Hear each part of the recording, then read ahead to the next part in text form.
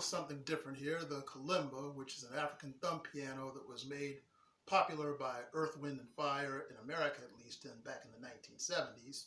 So if you were used to hearing me play the harmonica at the beginning of these things, if you're a regular viewer of the American Storyteller, it's all right. I'll have it back soon. Just switching up a little bit, doing something different. But anyway, this is Damon Fordham, Adjunct Professor of History at Charleston Southern University in the Citadel.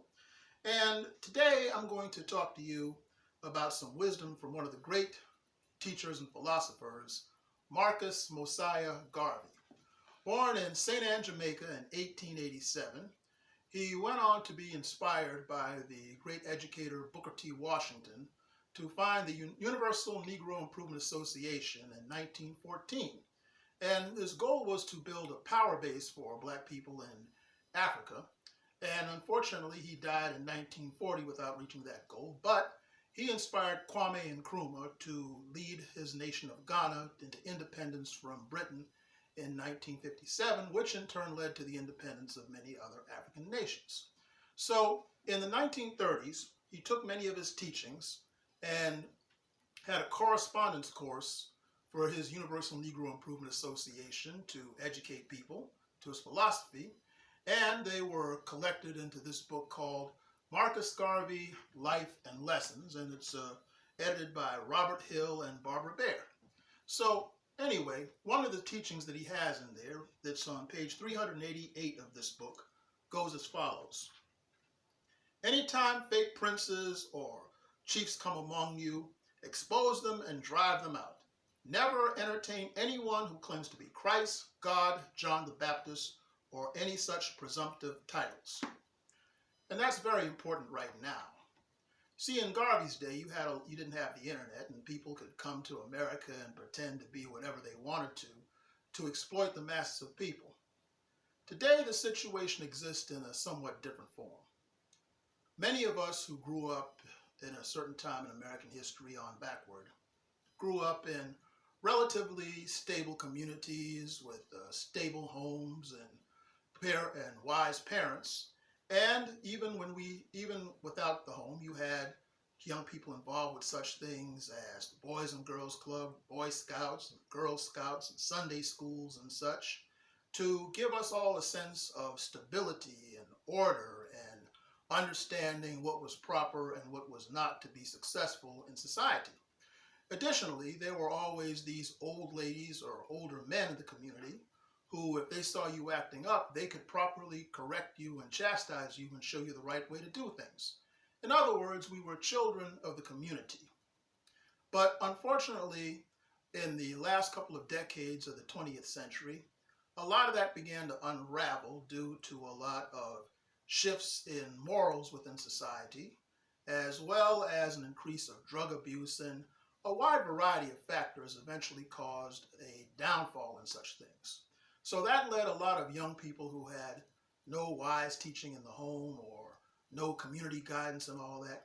It made them not only lacking in understanding of things, it also made them very angry and bitter that they did not have access to these things. So with all that came confusion.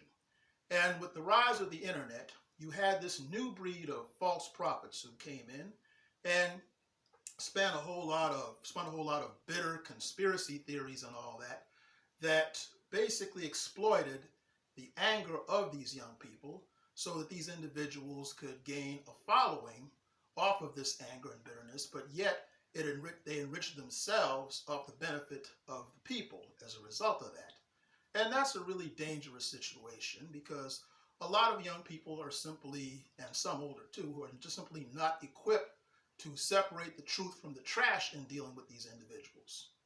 Now, Marcus Garvey, as I mentioned, gave these wise teachings, and they exist in books like this today. But a lot of people today are very resistant to the idea of going out and reading these type of things, and a lot of people just don't know how to access them.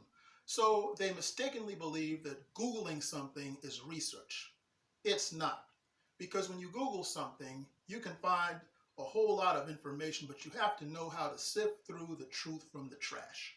And one key ingredient in that is something called cross-referencing. When you find a piece of information, you might want to look to see where the individual who was telling you these things got that information and if it's from a reliable source. A good thing to use is called Google Scholarly, which is online, which can give you articles and things that have been checked and verified by trained experts in these fields, so you'll know that you're getting something productive.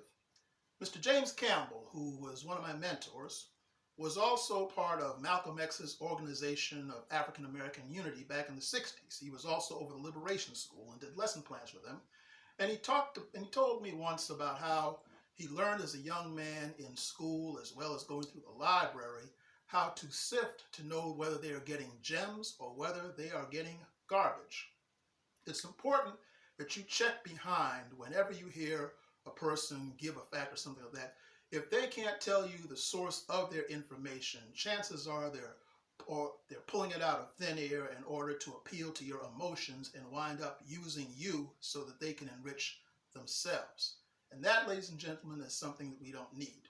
So having said all of that, take heed of what Mr. Garvey said in that bit of wisdom about being beware of false princes and false leaders and false prophets and all of that, and take that to heart. And for those of you who love to read things like this, I suggest that you go out once you learn these things and disseminate them among the general public, because it's always better for many people to know something than for one person to know something.